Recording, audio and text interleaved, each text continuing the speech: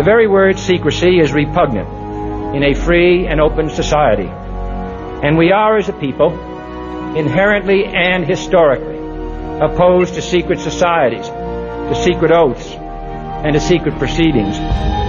We decided long ago that the dangers of excessive and unwarranted concealment of pertinent facts far outweighed the dangers which are cited to justify it. I've said it before, but I'm forced to repeat it. Waking up every day at this point in the unfolding spectrum of converging catastrophes that surround us is like waking up into Groundhog Day at the asylum, and it will get worse quickly from here on out. What will it take to wake the still sleeping masses? This is Dane Wigington. You're listening to Global Alert News Hour for October 7th, 2017. The weekly Global Alert News Hour is commercial-free, brought to you by GeoEngineeringWatch.org. Again, this is the news you may not want to hear but need to know. This program is broadcast throughout Northern California on 1670 AM, 104.9 FM, and 105.7 FM. Global Alert News is also broadcast on the East Coast by the PRN radio network. Our thanks to Gary Null for that. Other stations are also picking up this broadcast. It's easy for them to do so because we don't ask anything for monetization. That's not our purpose. There's no commercials in this broadcast, so I encourage anyone to encourage your local station, if they have a slot to fill, to use this hard-hitting news hour to help wake the masses. Orchard Nutrition, if you're in the Redding area in Shasta County, materials, as always, at Orchard Nutrition that are free to anyone who promises to put them to work. Materials that cover the critical vaccination danger, threats, the climate engineering insanity that is wreaking havoc on the planet's life support systems and our health, and on the 9/11 issue, which drives home the desperation of the power structure using that false flag event as a license for militarization and occupation of other countries in quest for resources. Again, those materials are at Orchard Nutrition. This week's Gym Fair event is in Sacramento, California, from the 6th yesterday through the 8th tomorrow at the Scottish Rite Center. There's a full geoengineering awareness booth stocked with materials at this event in Sacramento. Gym Fair, a staunch ally of the anti-climate engineering battle. And this booth is staffed. Again, materials are there next week. Costa Mesa, California, October 13th through the 15th at the Orange County Fair and Event Center. The week after that, October 20th through 22nd, the Sonoma County Fairgrounds. Again, if you're in these areas and you want solid, hard-hitting information on the climate engineering assault that is putting all life on Earth at risk, show up, show your support for Gym Fair, get materials to share with others, help us to sound the alarm. Anti-geoengineering fight legal update statement. I'll do a full post on this next week. Look for that. And that post will have the full copy of the suit that has now been filed against the United States District Court. Moving on. Much to cover, not enough time. I'll do my best. About the tragic Vegas massacre. How many in mainstream media are asking any serious questions about this event? Starting with this one. How is it possible that someone could use a sledgehammer to break out 2 floor-to-ceiling windows in 2 separate rooms and then proceed to fire multiple automatic weapons for an extended period of time, perhaps 10 to 12 minutes, but yet it took 72 minutes for any sort of security to break down the door and breach these rooms? With that 72-minute time frame in mind, let's consider this quote, which was sent to me by a former high-level financial advisor for many that are very high up in the food chain, if you will, who had direct knowledge of the circumstances at the Mandalay Bay Hotel. Here's the quote. I'm reading directly. "This is something so important, and nobody has said one word about it. The glass on these Las Vegas high-rises all have sensors that detect pressure and immediately identify the room number in which the window sensors have been activated. I have a friend who stayed at the Mandalay and had a party in his room. Some drunk idiot accidentally knocked a small person up against the window, but not even hard. Within 2 minutes, they had security banging on the doors, asking if everything was okay. and opened the door, or they were coming in. My friend opened the door to see about 5 security guards and asked what the problem was. The head officer said that something had impacted the sensors on the windows, and to allow them to check the windows, they came in and actually showed my friend the small sensors within the windows. These are put up for insurance purposes so that somebody can't break the windows and jump out to commit suicide after losing their life savings and having family members file a major wrongful death lawsuit against the casino. Why wouldn't there be such sensors? And I would ask anybody this. When I've been at recent events, overnighting in a hotel with my 2 extremely helpful children, and having a bit of a pillow fight at maybe later hours in the evening, and being quite quiet, and still had security knocking on our door within 2 minutes. And we're to believe that someone could use a sledgehammer to break out floor-to-ceiling windows and fire automatic weapons, and it took that long to determine exactly where they were, and even when he stopped firing, it took another hour before they actually breached those doors to find out what was going on. What is happening with this event? What's the real bottom line story with this event? And it's a tragic event. I don't deny that. How many have lost their lives? But are there people standing down in these events? Or is there more to these events? And we better start asking them serious questions soon, because we're headed towards a police state, and such events are used to make that happen. Will the Las Vegas catastrophe, with all of its, again, yet unanswered questions, be exactly the kind of catalyst that this power structure will use to push us further toward being a police state? And make no mistake, those wheels are already turning. More headlines. Trump wants the Senate Intelligence Committee to investigate, quote, fake news networks. From that headline, in perhaps his most dangerous attempt to undermine press freedoms, Trump tells Congress to look into journalists. In President Trump's latest display of creeping authoritarianism, he suggests over Twitter that Congress Senate Intelligence Committee should investigate U.S. news agencies for publishing stories damaging to his administration, stories he claims are entirely fabricated. Now, in the case of the Russian demonization and the attempt to play that up, I would agree with Trump on that point alone. And the notion that the American public didn't have a right, wherever the stories came from, to know about the crimes of Hillary Clinton. Hillary Clinton should be in jail. And let's ask ourselves why Mr. Trump never lifted a finger to follow through on his promises to put Hillary Clinton in jail. Never did a thing to hold Hillary Clinton accountable for her crimes. In the meantime, the real fake news sources, CNN, Fox, MSNBC, and the rest of the mainstream media, are all for shutting down any form of independent reporting. So many media sources must be considered nothing less than criminal accomplices to countless cover-ups by the power structure. And it's up to all of us to hold publicly accountable any and every individual that's part of the accelerating mainstream media propaganda. Another headline, France descending into militarized state ruled by fear. That's what's happening in France right now. The U.S. is following directly behind France. As environmental cataclysm continues to unfold, as the biosphere continues to collapse, the power structures around the globe will become ever more desperate. Continuing with those headlines that relate to environmental implosion. Another headline. In Puerto Rico, Trump suggests hurricane not a real catastrophe like Katrina. Pledging help, U.S. President also tells island residents, you've thrown our budget a little out of whack. Trump is the divider-in-chief. What part does he play now for the power structure, whether he knows it or not, whether he realizes it or not, is irrelevant. He is the most divisive individual in the White House yet, and that's saying a lot.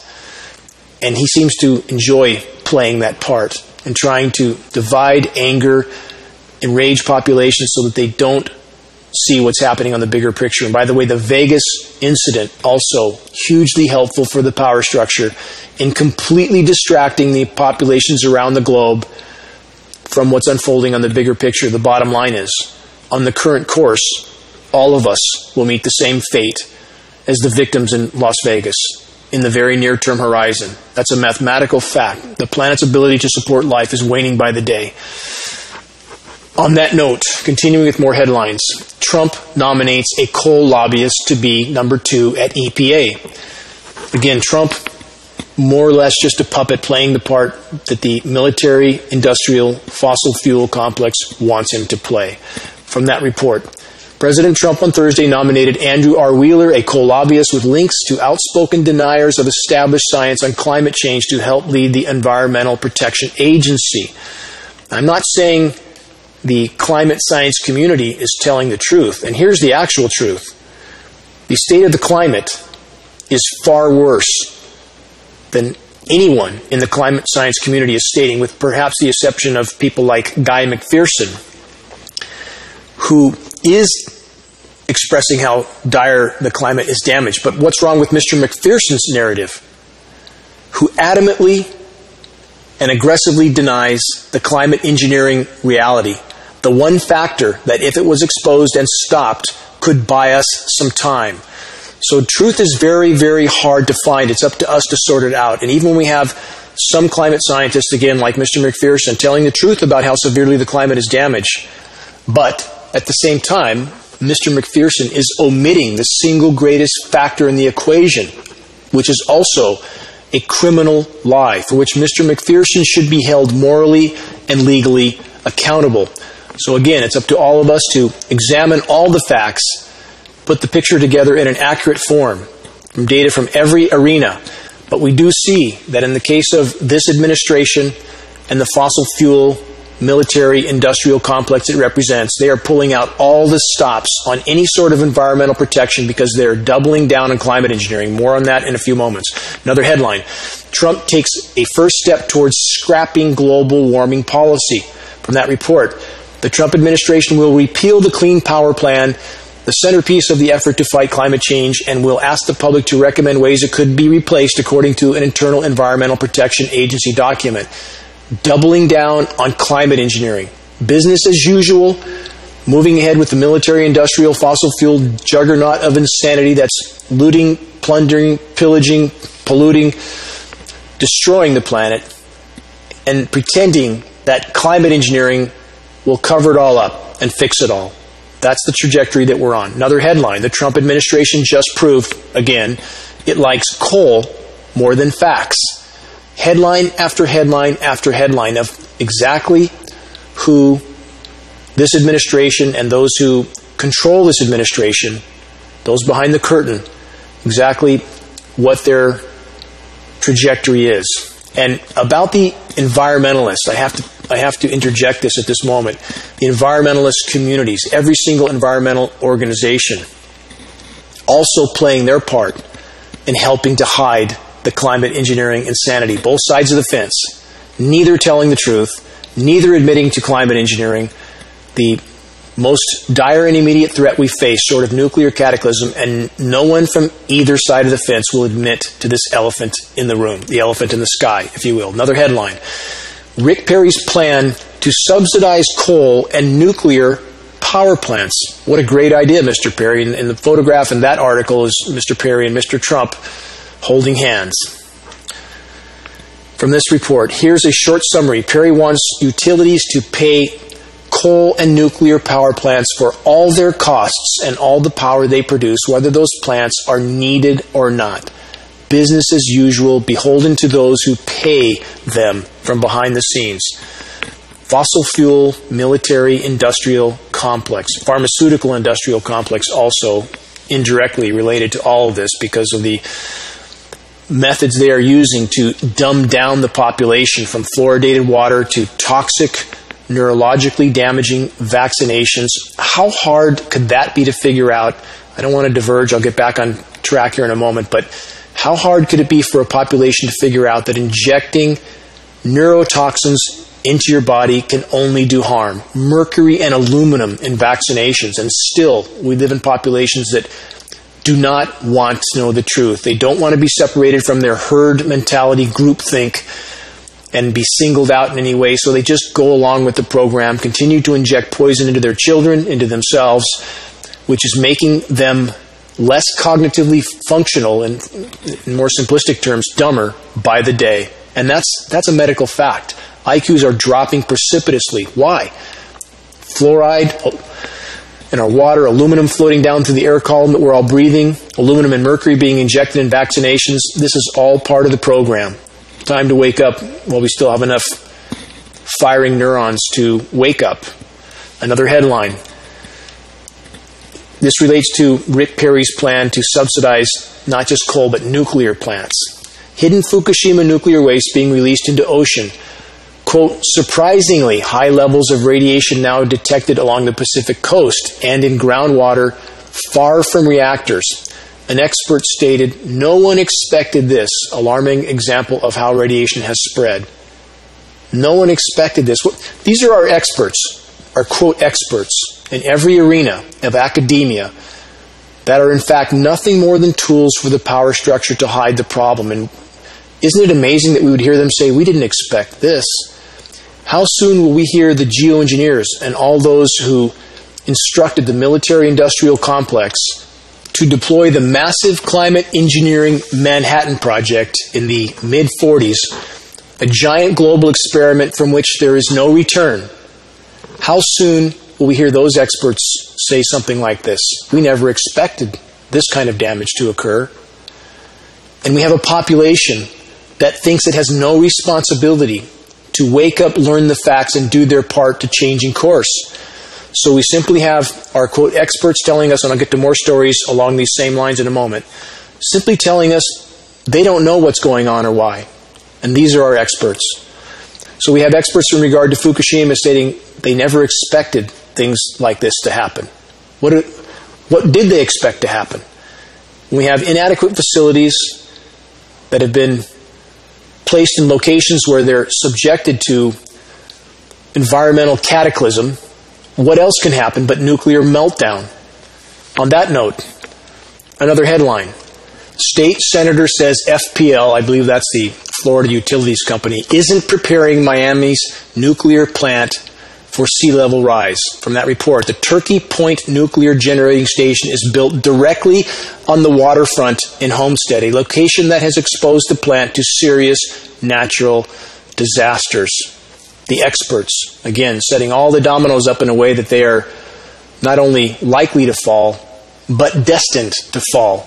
And in the case of Fukushima, let's remember reporting I've done in previous programs. Why did none of the safety procedures work when that catastrophe happened, when the quake happened? Because of the Stuxnet virus produced by Israel and the U.S. that disabled those safety mechanisms. Stuxnet virus that was used against Iran, that then got loose all over the world, produced by the U.S. and Israel. Let's start looking and placing blame where it belongs, with the countries who have most instigated the global destruction that we now see going on. Every country's guilty, but it's time for some countries and populations of those countries to start looking in the mirror. Another headline, Interior Department worked behind the scenes with energy industry to reverse royalties rule. This is just another headline to back up the mindset of the current administration, which is behind the scenes the mindset that's always been here through previous administrations, but it's worse now, worse than ever. From this report, top Interior Department officials work privately with energy industry representatives. This is fascism. Understand, the marriage of government and big industry is fascism. That's exactly the sort of system we live under now. Again, I'll repeat. Top Interior Department officials worked privately with energy industry representatives during the first weeks of the Trump administration to suspend a new accounting system that would have forced companies to pay millions of dollars more in royalties to the government, documents show. This is, again, taking from the population and putting in the pockets of industry. And that's what this administration is about. More so even than previous administrations. And that's saying a lot because they're all criminals, all of them. So again, to reiterate, as the current administration doubles down on business as usual, pushing the fossil fuel industry, nuclear industry, expanding the military, they're also doubling down on climate engineering in the attempt to continue using weather as a weapon, not just against adversarial countries whose resources we want to steal in the U.S., but against our own populations to continue to mire our populations in difficulty so that they can't stand up and face what's happening to them. So just like previous administrations, everything Trump has done since taking office indicates that he and his administration are not only for the continuation of the global climate engineering assault as a means of, again, trying to cover up the unfolding biosphere collapse, but the Trump administration is actually, again, doubling down on climate engineering and ramping up the global weather warfare assault. And for those who still don't believe that this is happening in our skies and still don't understand the immediate threat it poses, here's a survey that we did, the Legal Alliance to Stop Geoengineering. We did about a year ago, and anyone can look this up and you can examine the full post on this. If you search geoengineeringwatch.org survey 1,500 scientists, you'll find this. And here's the bottom line. For those who don't believe climate engineering is real and ongoing, 1,500 scientists surveyed unanimously refused to deny the climate engineering reality on the record. 1,500. And that list of 1,500 is contained on this post. You can look at every single individual that was surveyed. Now, what else is important about this survey? 77 of those 1,500 climate scientists were on a previous survey done to convince the population climate engineering wasn't happening. What word was used on the previous survey? Chemtrails. And that's why I am so adamantly against that term being used, and I know so many people insist on using it because it just feels good to them. If you're truly in the battle to stop climate engineering, you must learn how to fight that battle effectively. And adhering or holding on to a particular term that is highly destructive to our cause does not help that cause. So I already covered how former Arizona Senator Kelly Ward was crucified because she attended a meeting that was called a chemtrails meeting, so they thus labeled her Chemtrails Kelly, which they would not have been able to do if she attended a anti-geoengineering meeting or an anti-climate engineering meeting or solar radiation management. They wouldn't have called her Solar Radiation Management Kelly, but they called her Chemtrails Kelly to marginalize her. So on this survey that we did, 77 of those scientists who said that chemtrails weren't real, and this entire propaganda campaign was built around that, and every mainstream media source publicized that to state that chemtrails weren't real. But those scientists were not asked if climate engineering was real, if solar radiation management was real, if geoengineering was real. And when they were asked in our survey, they refused to deny that reality. They couldn't. Why? Because the climate science terms, the science terms were used, and not the term that has no basis in reality anywhere. The chemtrails term has no basis in the science community whatsoever. And again, those who believe that there's an Air Force manual that confirms that this term has something to do with climate engineering, that's patently false. The Air Force manual that says chemtrails on it is a entry-level, first-year cadet chemistry class manual. Has nothing to do with climate engineering. If you want to help in the battle to stop climate engineering, geoengineering, use the science terms. Again, 1,500 scientists, whenever someone asks you about this issue, point this survey out to them. How come 1,500 climate scientists surveyed refused to deny the climate engineering reality? In regard to how serious our situation is, the biosphere implosion continues to accelerate. And I state again, our government is doubling down on geoengineering and the military-industrial crime syndicate business as usual, and the single greatest source of ozone destruction is climate engineering. Many other sources of destruction, CFCs, those are all a problem, greenhouse gases, all a problem. But climate engineering, which includes radio frequency transmissions, which also destroy the ozone layer, the particulates and the transmissions. No ozone layer, no life on Earth. That's very, very simple. No terrestrial life, and likely no aquatic life.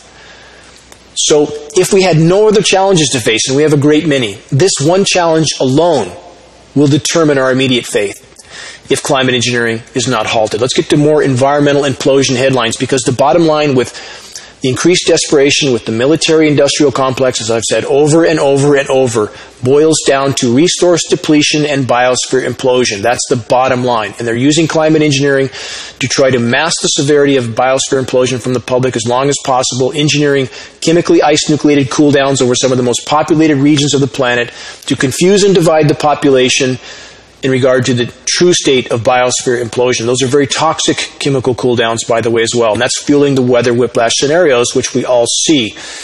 Here's a headline. Montana just experienced a record-breaking blizzard.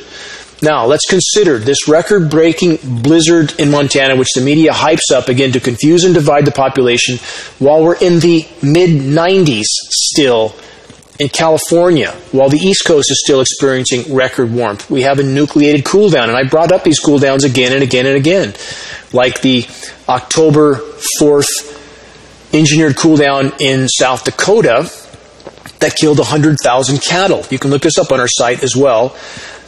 A snowstorm on October 4th, 2013 in South Dakota that killed 100,000 cattle while it was 85 degrees and raining in Chicago, while it was 89 degrees and raining in Kansas City. And while it was record warmth on the other side of that storm too. How does that happen? It's a chemically ice-nucleated cool down that involves also jet stream manipulation.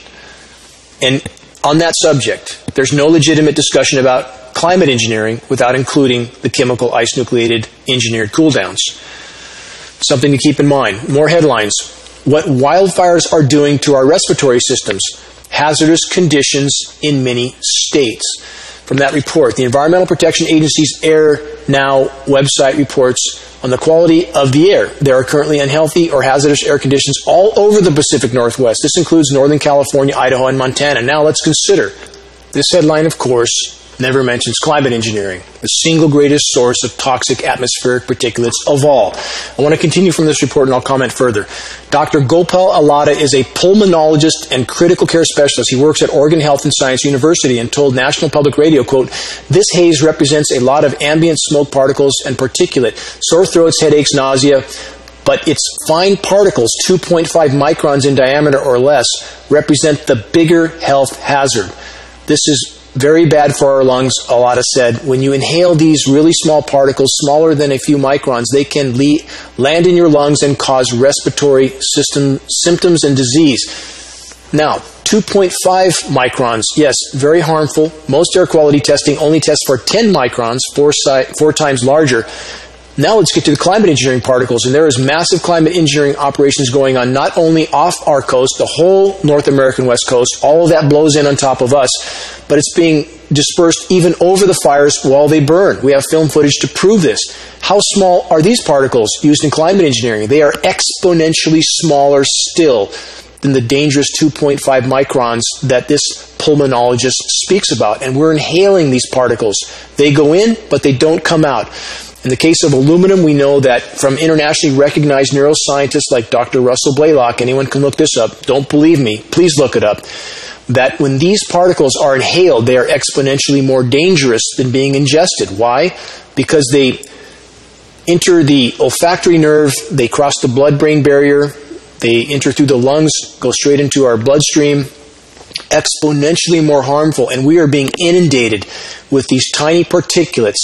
And we now know, for those who have not seen, I encourage you to look up at geoengineeringwatch.org under the recent top story section. We now believe we have identified a primary manufacturer and supplier of these particles to the climate engineering operations. And this facility is called American Elements. Please watch this short 10-minute video, and you can understand that these are American or multinational corporations that are supplying materials that our military is directing and helping to oversee operations, as are other countries and their militaries, to spray the entire planet with these light-scattering particles for many purposes: over-the-horizon radar, DARPA weapons, which involve an electrically conductive atmosphere for EMP, electromagnetic pulse offense and defense, but also for solar radiation management, specifically to block the sun, to mask some of the severity of climate change while making it worse at the same time. Look up that post. Again, American Elements Corporation, supplying materials to our military and to the other corporations that are involved in the climate engineering insanity. Another headline, again, environmental implosion fueling the rapidly increasing insanity on countless fronts on our planet right now. Here's the headline: Brazil's worst month ever for forest fires blamed on human activity. The National Institute of Space Research has detected 106,000 fires. 106,000 destroying natural vegetation so far this month, the highest number in a single month since records began, said Alberto Setzer, coordinator for INPE's Fire Monitoring Satellite Program. What are they not mentioning? Climate engineering. Lots of forms of human activity and human damage, no question. Countless forms, and we have to remember that. Too many people in the anti-geoengineering community want to pretend that geoengineering is the only problem with the planet and there's nothing else wrong with the planet, and that's simply denial. That's every bit as much denial as those who pretend climate engineering isn't happening, which unfortunately is many in the environmental community who claim to care about the environment but who choose to ignore the single most destructive environmental factor of all, climate engineering. Lots of hypocrisy and lots of denial to go around, but articles like this on the forest fires, as I've stated in so many previous broadcasts, single greatest factor regarding forest fires, especially in the boreal forests where they're not being intentionally set like they are in the Amazon. Climate engineering, single greatest causal factor. Why? Disrupts the hydrological cycle, the rain cycle. Toxic elements in the climate engineering fallout are poisoning root systems, destroying the ozone layer, as I already alluded to. That's killing the trees from the top down. It's making the atmosphere more electrically conductive. It creates more dry lightning. From every direction, climate engineering is fueling these fires, and these fires then fuel feedback loops. As that soot and greenhouse gas enters the atmosphere, that causes more warming, destroys more ozone. The soot settles down on ice deposits, making it dark, which causes it to melt much faster. All the dominoes are feeding on themselves now. Feedback loops. So many roads leading back to climate engineering. Another headline: Amazon forest fires pushing climate change, quote, beyond human control. You could read a lot into that headline. Perhaps they're speaking about geoengineering not being able to control it. Well, geoengineering is helping to fuel the fires also overall from countless directions. It's helping to fuel the runaway climate shift that we are now in. We would be lucky if we were only descending into global warming. We're descending into what is more correctly termed as an abrupt climate shift. And those who don't believe that, those who are still adhering to the global warming is a hoax narrative, and especially those who claim to be fighting climate engineering and adhere to that narrative is exactly the narrative the power structure and the climate engineers want. So I would ask this: why would anyone who claims to be fighting climate engineering propagate that narrative? Here's the bottom line. The planet's in meltdown, and climate engineering is making it worse, not better. And again, this narrative, which I'll remind listeners about every single week because it's imperative. You cannot have a legitimate discussion about the climate from any side of the fence, from any perspective, without first and foremost including the climate engineering issue. Final statement from this report on the Amazon fires. Leading Amazon scientist highlights, quote, grave problems in Brazil's management of the world's most important forest as climate-driven fires eat it away. Again, here we have a supposedly environmentally minded scientist that will not mention climate engineering. Single greatest fueling factor on the forest burn downs that are happening around the globe. Another headline: drought hit and hungry. Sri Lankans struggle for harvest or work. People are starving all over the globe. It's important to remember this, and it's important to remember what I've reported in previous programs, that some $20 billion worth of food is being imported into the U.S. every year to keep our store shelves stocked from many countries that are starving to death themselves. Why? In order to keep the American population pacified until the last possible moment, in order to keep the American population oblivious of just how severe the planetary implosion, the biosphere implosion is, until the last possible moment. To keep them watching football games, drinking beer, and eating chips while the proverbial house burns down around us. From this report in Sri Lanka, according to data released in September by the United Nations, there are hundreds of thousands of households facing serious food security issues in Sri Lanka. There's about 36 countries around the globe starving to death right now. As our crops fail, as our ecosystems collapse, as our aquatic ecosystems collapse, this will accelerate. On that note, another headline: Lake Erie has a 700 square mile algae bloom along with thousands of square miles and millions of acres in lakes and reservoirs across the U.S.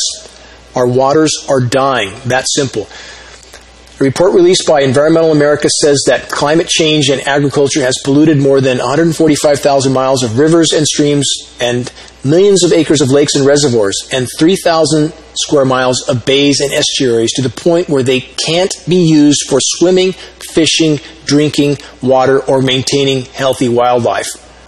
The waters die, we die. Very simple. The forests die, we die.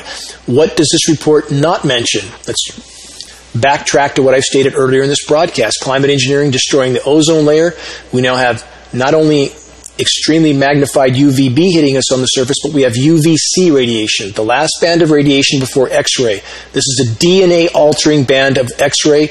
It penetrates very deeply, heats the surfaces of waters, kills aquatic insect and microbial life, and further fuels these sorts of die-offs that are happening. And we also have stratification and warming of these waters, so they're deoxygenating, creating hypoxic and anoxic zones. Our waters are dying all over the globe. And for those who continue to pretend that this isn't happening, who continue to pretend that there's nothing wrong with the planet or the climate, if you're listening to such a source that pretends that, then you're listening to disinformation. It's that simple. And if you choose to listen to disinformation, you're a part of the problem. Look at facts. Look at mass animal die-off 2017, and there's a mass animal die-off 2016, 2015. Look at the headlines in there, investigate those headlines, and understand our planet is dying by the day around us. On that note, more headlines. And we'll get to what we can do at the end of this broadcast. That's the bottom line. What can we do? And we can all help turn the tide if we choose to get up off the bench, get on the playing field, and do our part.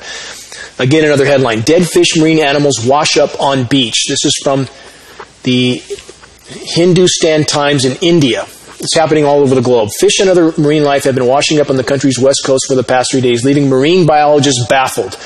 Now listen to the last statement, leaving marine biologists baffled. The experts never know what the answer is, do they? Because they're paid not to know.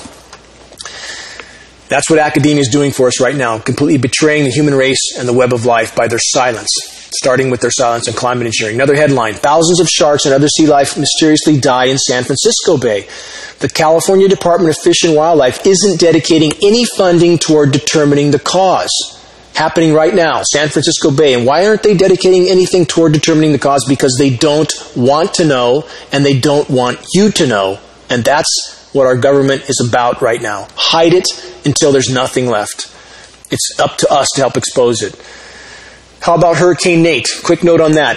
We'll soon enough see what the climate engineers plan to do with steering and manipulating this latest storm.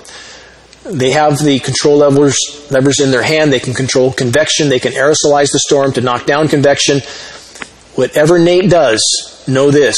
The technology is there to suppress Nate completely, as they've been doing for the last 12 years with major cyclone impacts. And now we know this year is very different because the stakes are higher and the power structure is more desperate and they're playing bigger cards. I'll update on Nate next week when we know more about what Nate ends up doing. Who's helping to cover the tracks of the climate engineers? Consider this.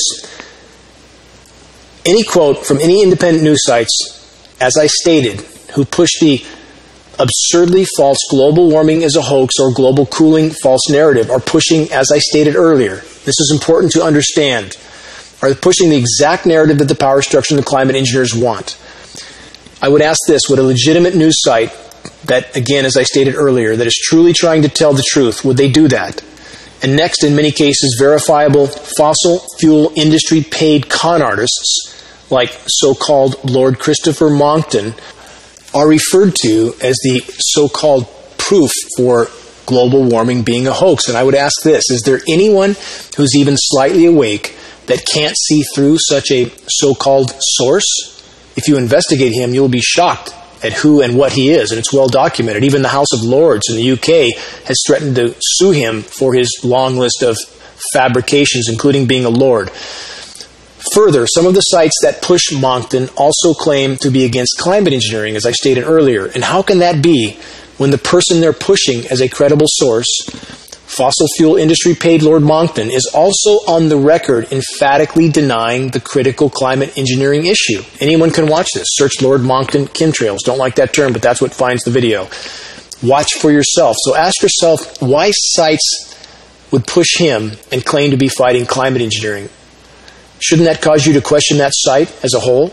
So let's simply remember this bottom line point. If we're going to be effective in the fight to expose and stop climate engineering, we must stand on credible, verifiable facts.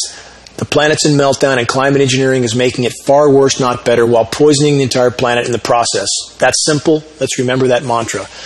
Industrialized, militarized civilization built on the delusion of perpetual expansion on a finite planet with finite resources while pushing perpetual war was and is a suicidal Ponzi scheme that has run its course. Total collapse is next. Why can't populations see or comprehend what's unfolding around them? I alluded to some of those answers earlier with fluoride, aluminum, mercury in vaccinations, IQs dropping, but here's another part of the problem.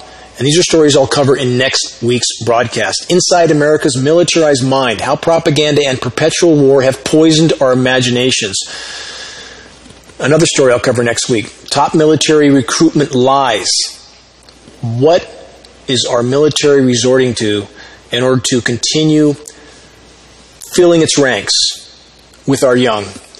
Again, I'll cover these stories next week, but it's all a part of the problem, all interlinked. If I had more time, I would cover it in this broadcast. I don't have more time. I want to continue on the theme I've been on, the divider-in-chief at the moment, which is Trump, and everything he's doing to further fuel environmental cataclysm in order to continue further fueling the military-industrial complex juggernaut of insanity. And I'm not saying there's not other factions of the power structure. I'm not saying the mainstream media attacks on him for the Russian connections, which are completely bogus. Again, we have a right to know the crimes of Hillary Clinton. This is all just fabricated division and distraction to create the illusion that there are two sides to the power structure. They're all part of the power structure. Know that. The catastrophe in Puerto Rico and surrounding islands continues to unfold, with Trump's behavior toward the disaster being truly beyond belief. And the Vegas shooting helped eclipse some of that, didn't it? Here's a headline. An absent EPA climate report and tale of two flooded Superfund sites. How many mainstream media sources are reporting this? Hurricane Harvey flooded more than a dozen Superfund toxic waste sites when it devastated the Texas coast in late August. An EPA report predicted the possibility of climate-related problems at toxic waste sites like those in Texas, but the page detailing the report on the agency's website was made inactive months before the storm. The report was removed from the EPA website when President Trump took office in January. It last appeared on the site the day before his inauguration. Wow, what a coincidence.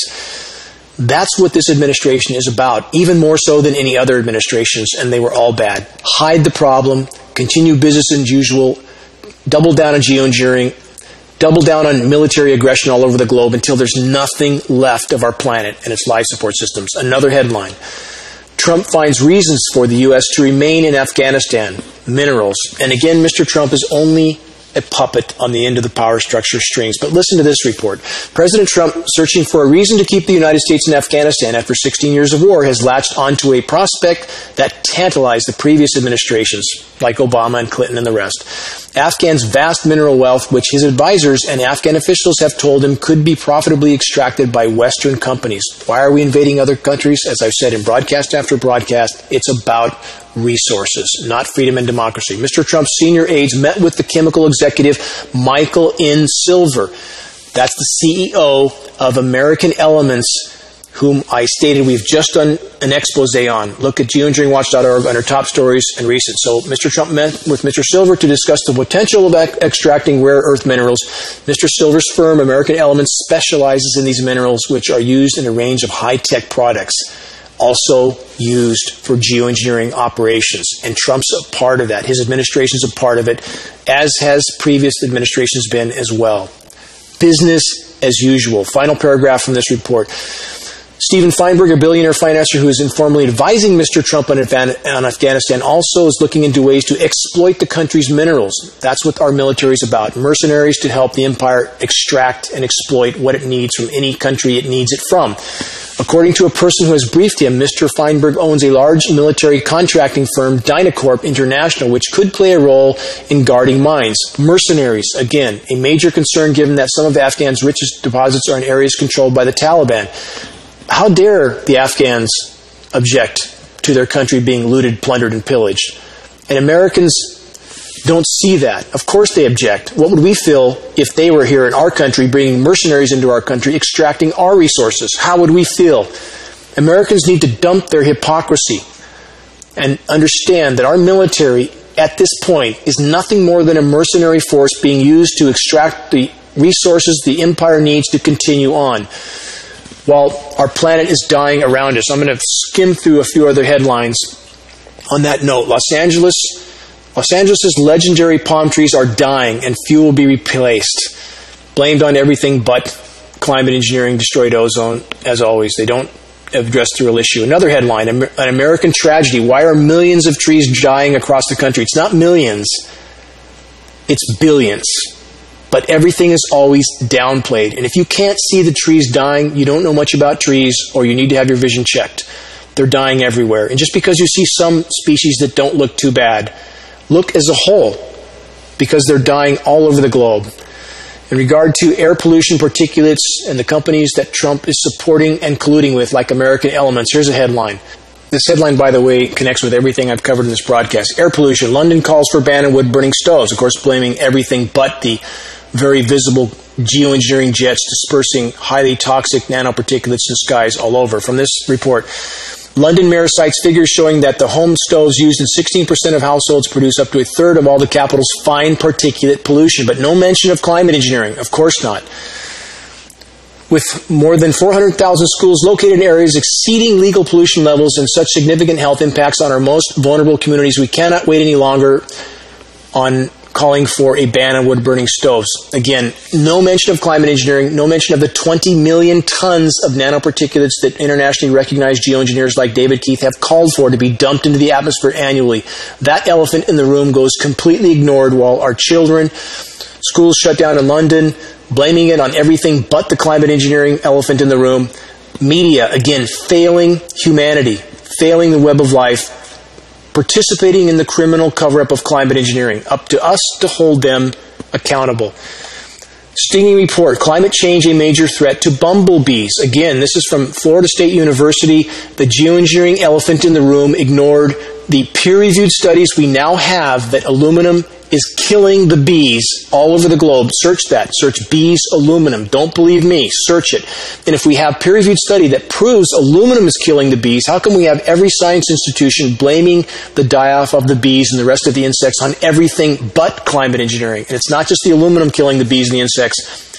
It's the UVC radiation also killing them, also directly related to climate engineering, and not a word from academicians who are betraying the human population and the entire web of life by their willful denial of the climate engineering assault. They need to be held legally and morally accountable. When you find such an article with such an academician, find his contact, send him credible data, and explain to them carefully that the public will hold them legally and morally accountable once this issue is out in the open. Put them on notice. That's what each of us need to do. Take the time to do that. Another headline, I'm almost out of time. Army conducted 239 secret open-air germ warfare tests. Consider that headline. For those who think our government would never do this to us, that they, the proverbial they, which leads to the central bankers, would never do this to us, 239 open-air tests. And consider this. This article was published in 1977. And that's how many open-air tests had been conducted over the U.S. up till that point in time.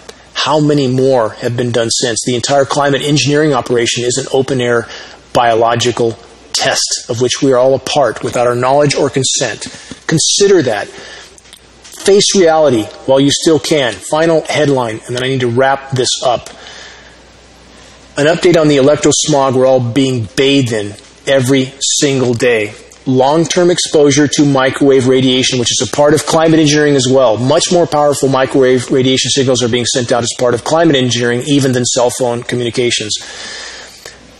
This is from a peer-reviewed study, by the way. Long-term microwave radiation provokes cancer growth. Evidences from radars and mobile communications systems confirm this. And there's a larger report here that, again, alludes to the coming 5G, which is going in, and regulations are being waived, permits are being waived. We are headed for a very, very dark place, and there is much more to the 5G that's being installed than just communications. This is a frequency that is used for crowd control, highly damaging to the human organism, and we have a population that's sitting down and letting this happen. I'll cover this more in next week's show because I'm about out of time now. But in regard to the epidemic denial of populations around the globe, especially first world populations that are distracted with every form of materialism, here's a headline from a report: Understanding Denial as a Defense Mechanism. From this report, behavior such as denial is an unconscious defense mechanism that protects against the experience of unbearable pain. With disordered characters, what we commonly perceive as unconscious defenses, which is i.e. denial, are more often deliberate tactics of impression management, manipulation, and responsibility avoidance. Listen to the last two words: responsibility avoidance. All of us are responsible to help bear the burden of waking the masses, sounding the alarm, and changing course, and not clinging to the existing materialistic, planetarily destroying military-industrial complex reality. If we continue on this course, it will be game over very, very soon. And as this report on denial states, responsibility avoidance in the population is a hallmark symptom of denial. That's something that must be remedied. Too many people finding too many excuses why they will not join the fight for the greater good. And as I've stated in so many broadcasts, if we collectively feel any sense of responsibility to our children, to their futures, to the future of the web of life, we all have a responsibility to engage in this fight for the greater good, to effectively and efficiently learn how to share data with others. It's not hard to do if you simply choose to do it. And time is not on our side. It's absolutely not on our side. I repeat that point often because the gravity of what's unfolding cannot be overstated. If the human race has any chance of surviving even the short-term horizon, there's only one way forward: to fully face reality, to prioritize our efforts and our actions toward reaching a critical mass of awareness in regard to the severity and immediacy of the threats we face, and to completely alter our current course. There is no other way forward. We must reach a critical mass of awareness. We must wake our brothers and sisters in the military to what they're being used for. Sharing credible and compelling data is critical in this battle. Such informational materials can be found on the homepage of GeoEngineeringWatch.org.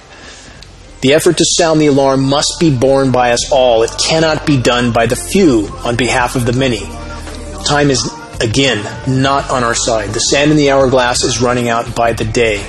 All are needed to make their voices heard in this epic battle for the greater good. Until next week, this is Dane Wigington for GeoEngineeringWatch.org.